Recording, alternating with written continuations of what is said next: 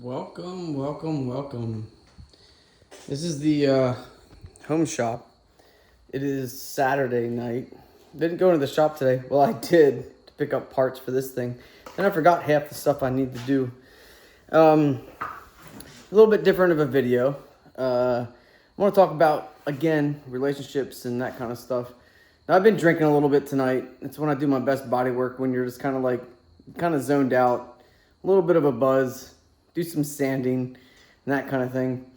So if you're not following the channel, I am a dealer also, not just an automotive repair shop. And I have a car addiction problem. And when I find a cool car, I want to buy it. And I found a 335 IS, a 2013, I think. I don't remember what year it is. And it's like the last year they put the N54 engine in it, I think. Twin turbo, straight six. It was only in that IS model, 335 IS. When I got it, it was hit in the front, and it was hit right above the rebar, the bumper, and it was smashed in like the hood, the headlights, the fenders were cracked on the very end, but it needs fenders. Let me tell you something, bro. These freaking used parts, dude, $800 for a used headlight assembly. So I found a set of used headlights. I bought a front clip minus the headlights from California in white because I really did not want to repaint it. And even though, like you can see, I've got a paint booth at my home shop. I got a 1,500 square foot shop at my house, and I got a paint room. It's not a booth, right? But I really didn't want to paint it. And again, this industry is filled full of like improper expectations and just constantly being let down. So I paid a bunch of money for headlights, fenders, hood, radiator support, all the way from California that were white. And the hood was scratched, unbelievably scratched. And I'm like, dude, this thing needs to be repainted. The fenders were in decent condition. But, I have to repaint it. So luckily I have a paint booth at the house. And I'm like a self-learned painter and body guy. I could never do that for a customer. People call the shop all the time looking for body work. I'm like, no, I don't do that. And I'm way too much of a perfectionist to actually make that profitable. I would be on the car for like 4 times the amount of time that it pays because I want to release the best quality product, and I'm not good enough for that. But for cars that I'm selling, I can do a pretty good job. And so that's what I'm working on today is this bumper here. And then a couple other pieces for the bumper. And then we'll get the bumper together and bring it in here. And then I'll end up painting the hood again, two separate sprays, which is not good. But it's a solid color white, which is more reasonable expectations anyway, to make it color match. So that's what I'm working on. And then I realized, I'm reaching out to my friends. Usually when I drink, I reach out to people that, matter to me. And I let them know. I get, I'm an emotional, lovable kind of drinking kind of guy. I'm not drunk, but, when I start drinking, my emotions start, coming out, right? And then I start realizing, who matters to me? Let me reach out to them and tell them, you matter to me, and I really appreciate you being my friend. I reach out to a friend of mine that, a lot of my subscribers may actually know, and if you don't, that's okay. I'm not going to mention his name, right? But let it be known that he is a very positive influence on who I am as a person and me as a shop owner. He is a shop owner in upstate New York. They own 3 shops. He's a partner. He owns a pretty significant portion of the shops that he owns, 3 different shops. And he's a really solid dude. very, very experienced technician, and owner, right? He's actually an instructor now. Started in 2024 as an instructor. And, him and I were talking. We talk all the time. And him and I were talking tonight. And I was like, I reached out to him and found out that he was kind of in like a bad spot, right? Like where I've been for the last 6 months. It's like, hey, man, like I heard you're kind of like, not feeling well. And just know that, like, hey, dude, I'm a phone call away. It's very therapeutic to just vent, right? And I will be the target. And that's okay. My buddy Josh in Kentucky, it seems like sometimes when I talk to him, I'm the person venting and he's the target. But we're both going through the same thing. And it's important to be able to vent that stuff out, but understand that the other person you're venting to may actually need some more help too. And be open to that, to receive those kind of things. So another video again about relationships and people that support you. So he said, my buddy that I talked to today in North New York, he said that, it's like we're the bad guys, being the shop owners. And the engineers build these cars that are barely serviceable, like in the field. Of course, everything can be fixed. It's a matter of how much money do you have. But everything is ability to be fixed is there. But the cost to repair a 2015 truck versus a 1995, it's not even close to the same kind of thing. And the amount of liability that goes into the repairs is extravagant, right? It's extremely, Jesus, maybe I did drink too much. It's extremely higher than like what you would expect. And unfortunately, the customer expectations have not caught up to like what real life is. And, he had a customer beating him up over costs, over a repair for a job that left the dealer for an engine repair. They get it running, and it has a secondary problem that you would not notice that it was bad before the engine repair. It came in there like halfway apart. The engine was apart. And then the customer's beating him up over top of the price. And it's like, to fix it, to fix a secondary problem, right? That isn't right, man. And as an owner, we take on the responsibility of being the customer's therapist. And it's like the amount of responsibility we have as an owner is just so freaking much. Like this job would be so much easier if it wasn't for you having a heart and empathy and you really cared about the client. If your only metric for being successful as a business owner was how much money you made, this job would be so much easier.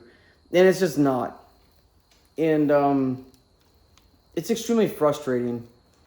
Yes, we have to make money, but they don't understand what goes into it to be able to make the money. And that sucks. And it's like, oh, we're always ripping them off. We're always doing this, we're doing that. Again, this channel is made for owners. Of course, if customers come in and sees this, it's fine. It's an open book. But it's so frustrating. Like, we're doing our best to be able to, trying to manage in between crappy engineering, the cost of repairs, and realizing that not everybody is made of money. But, for you to come in and expect your car to be fixed for $3, or even $300 or $3,000, it's not even realistic anymore. We have repair orders that $10,000, and it's just crazy. And the amount of guilt that we carry for charging what we charge, it's crazy. Because most of us are probably techs turned owner, and we know how much parts cost and how much labor goes into it, and we know that we can fix it for I can take a weekend and fix this. Dude, a weekend of work to put a car together is thousands of dollars in revenue that is needed to stay in business.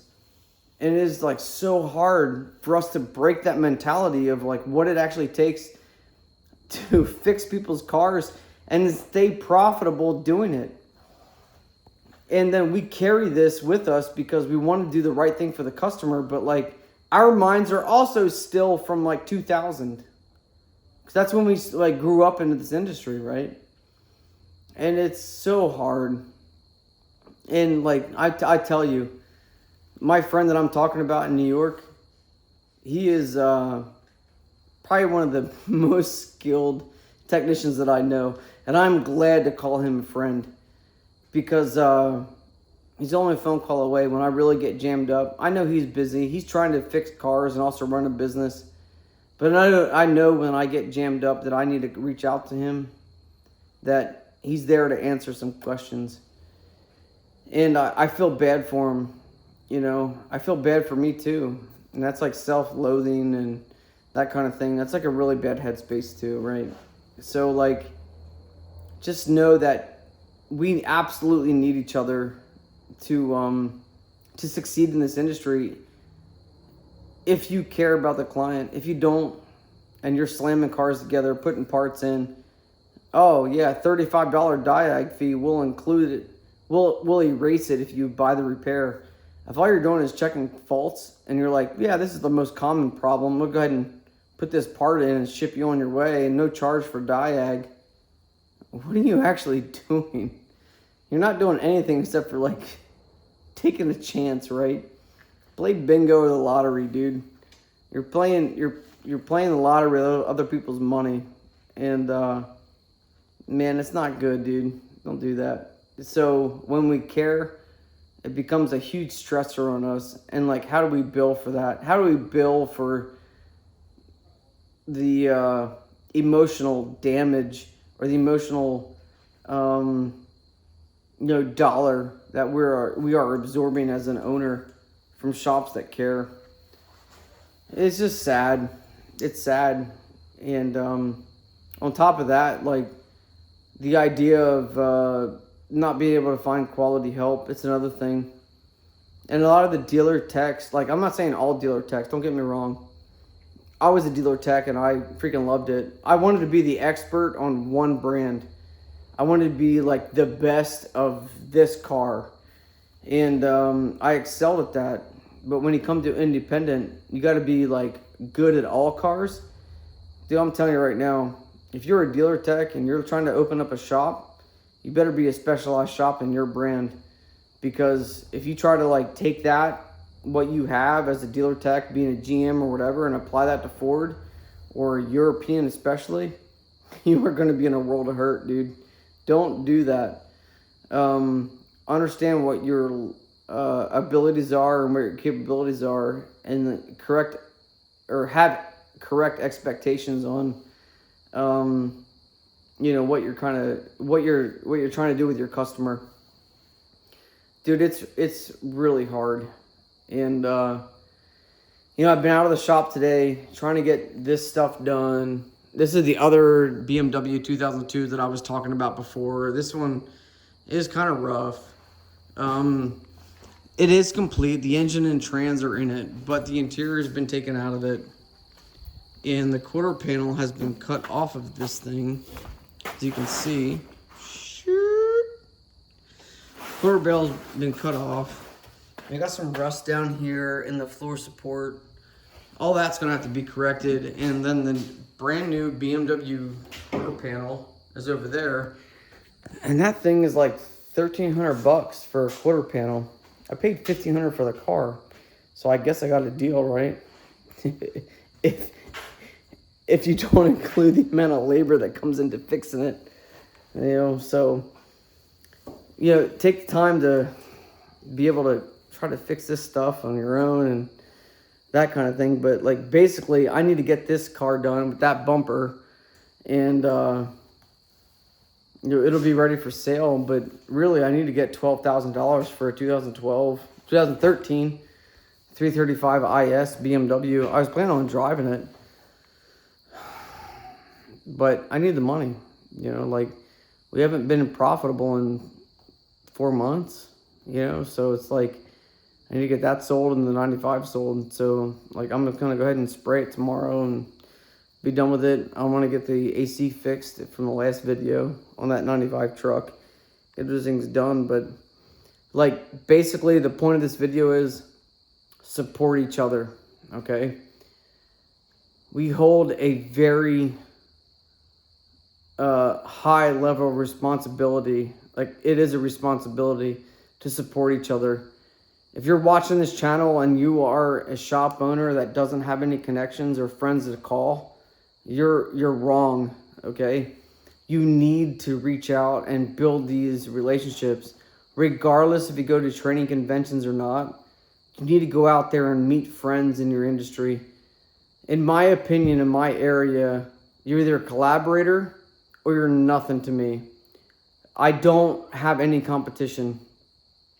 The friends that I have local to me are shop owners that are on our same page. This is how we take care of the client. This is the quality of work that we do. And sounds good to me. I will send you work. You send me work. It's all good to me.